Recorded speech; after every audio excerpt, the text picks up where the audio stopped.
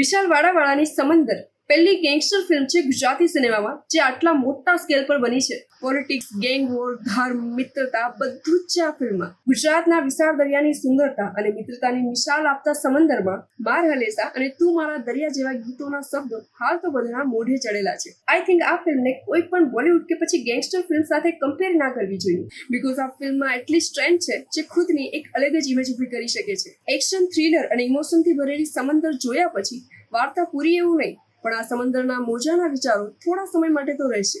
Story કે જે topic પર આટલી ફિલ્મો બની છે છતાં પણ તે જ ટોપિક પર કંઈક અલગ જ સ્ટોરી પ્રેઝન્ટ કરવી ખરેખર મુશ્કેલ છે. અને આ મુશ્કેલ કામ કર્યા પછી પણ ફિલ્મને એટલો પણ સારો રિસ્પોન્સ નથી મળ્યો. આ સ્ક્રીન પ્લે સ્લો છે, પણ ફિલ્મ જોયા પછી અફસોસ તો નહીં થાય. જો હિન્દી સિનેમાના ખરાબ સમયમાં પણ તેને સપોર્ટ કરી શકતા હો તો ગુજરાતી સિનેમાને શા માટે નહીં? અને એ પણ જ્યારે આટલી સારી ફિલ્મ મળી હોય છતાં પણ ઓછા રિસ્પોન્સ માટે શું જવાબદાર હોઈ શકે?